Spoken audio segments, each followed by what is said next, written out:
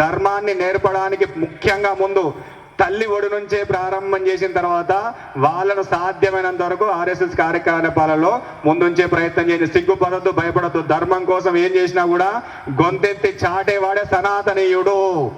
మనం ముందుండాలి, తప్పనిసరిగా ఆ కార్యక్రమం ముందుండే ప్రయత్నం చేయాలి. ఇక విషయంలోకి వెళ్తే మన దేశం పేరేమిటి?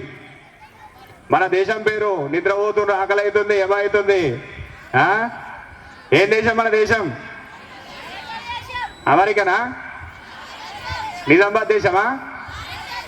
అబ్బో, బాగా హుషారున్నారు అందరు. భారతదేశమేనా?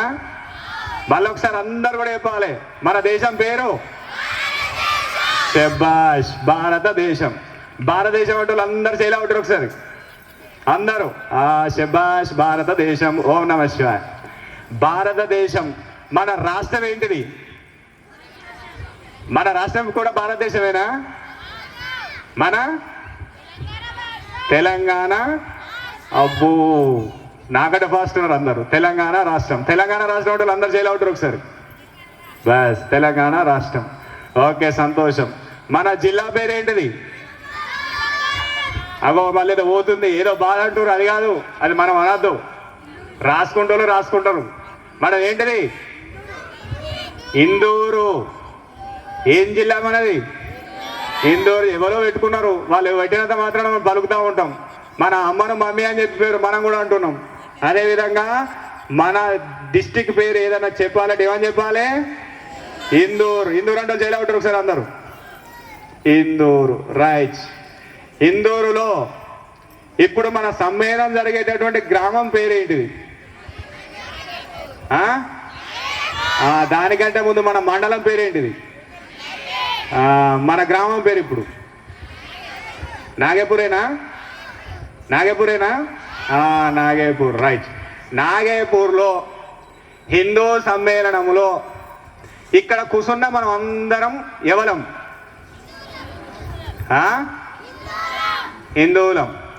హిందువులమేనా? ఓకే, సంతోషం. మన హిందువులమైనటువంటి మనము ఆచరించేటటువంటి ధర్మం ఏంటిది?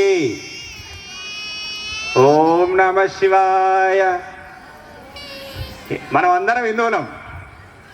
మనకు ధర్మం అనేది ఉన్నది. ఆ ధర్మం ఏంటిది?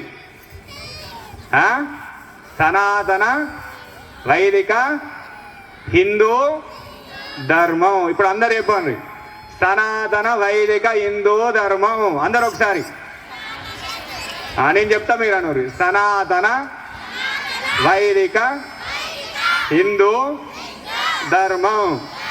ఇప్పుడు అందరికి అర్థమైంది కదా? క్లారిటీ ఉండాలి. మనం ఏం చేసినా, తిన్నామా అంటే తినకపోయినా, పొద్దునేమో తిన్నాం మర్చిపోయినాం. మన ధర్మం ఏంటిది? సనాతన వైదిక హిందూ ధర్మం. సనాతన ధర్మం అన్నా సరిపోతుంది. రేపు ఏం అడుగుతారు షార్ట్ కట్, సనాతన ధర్మం అని చెప్పాలి. ఇప్పుడు మన సనాతన ధర్మం యొక్క పవిత్ర గ్రంథం ఏంటిది?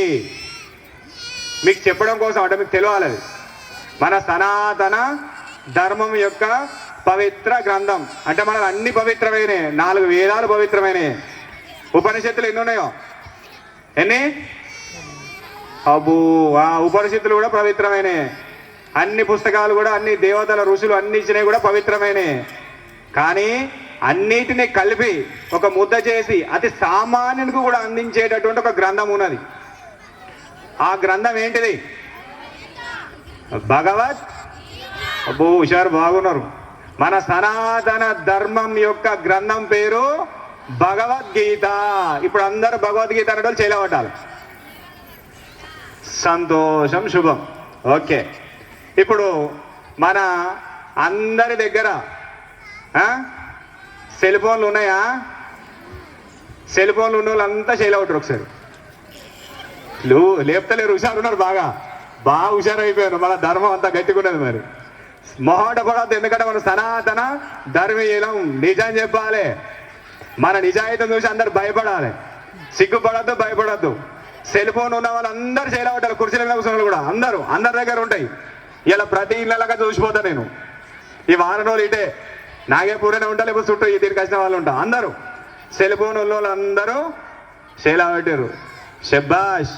మనం నాగరికతకు తగ్గట్టుగా పోటీ పడుతున్నాం, అన్ని రకాలుగా ముందున్నామని చెప్పడానికి మీ నిదర్శనం. మీకు మీరు ఒకసారి సపోర్ట్ కొట్టుకోరు అందరు.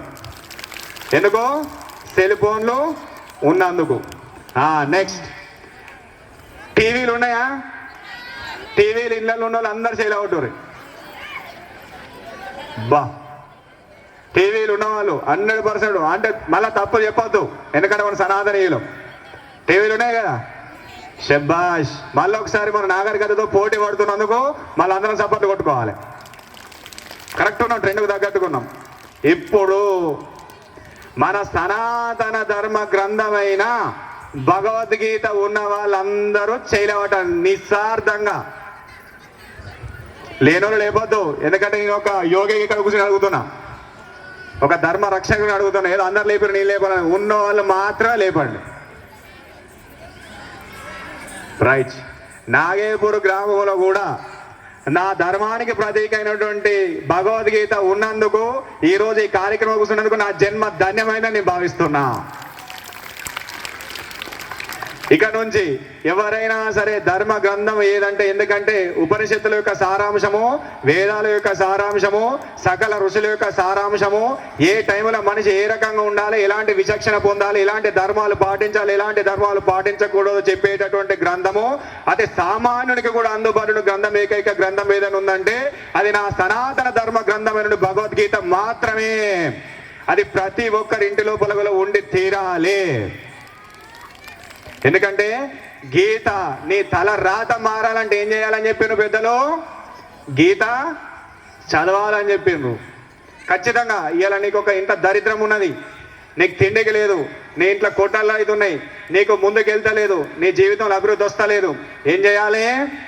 భగవద్గీతను ఇంటి లోపల పెట్టి ఒక 7 రోజుల, 11 రోజుల, నెల రోజుల, 41 రోజుల, 60 రోజుల, అంతకు మించి అయితే 108 రోజుల తప్పనిసరి ఇంటి లోపల పారాయణం చేసి చూడండి. మీ జీవితంలో దుర్భరమైనటువంటి అనేటువంటి రాతకు తావు లేకుండా చేసి మిమ్మల్ని జ్ఞానిగా చేసే శక్తి భగవద్గీతకు ఉన్నది. అందుకోసం ప్రతి ఇంటి లోపల ఏముండాలి? భగవద్గీత అనేది ఉండాలి. అయ్యా మాకు చదువు రాదు, చదువు రాకపోయినా సెల్ ఫోన్ ఉన్నదా లేదా? ఉన్నదా? చదువు లేదని దాన్ని పక్కకు పెడుతున్నామా? ఏ మనమంతోటో, మనవరాలతోటో, లేకపోతే ఇంకే ఇంటి పక్కలతోటో దాంట్లో నెంబర్ కల్పిస్తామా? దాంట్లో సినిమాలు చూడమా? వాట్సాప్లు చూడమా? పాటలు వినమా? అదేవిధంగా టీవీలు కూడా ఉన్నాయి కదా, ఆ టీవీలలో కూడా కరెక్ట్ సాయంత్రం రాగానే ఏం చేస్తాం? కార్తీక దీపం సీరియల్ చూడమా? వంటలక్క గురించి మాట్లాడమా? ఒక్కరోజు చూడకపోతే మనకు బాధ అనిపిస్తుందా, అనిపించదా? అందులో ఏమైనా దుఃఖమైన సంఘటన మన కళ్ళపోటు నీళ్ళు వస్తాయా, రావా? వస్తాయి కదా. అగో బాగా హుషారున్నారు. ఇదే నచ్చింది నాకు నాగేపూర్ గ్రామంలో. చూసినా ఎంత అప్డేట్ ఉన్నాం మనం. అదేవిధంగా ఈరోజు మన ధర్మ రక్షణ కోసం, మన సనాతన ధర్మం కాపాడంటే స్థితిలో ప్రతి ఇంటి లోపల కూడా చదువు వచ్చినా రాకపోయినా కూడా ప్రతి ఇంటింటి పూజా గదిలో భగవద్గీత ఉండాలి అని నేను చెప్తున్నా ఈ సభాముఖంగా మీ అందరికీ కూడా.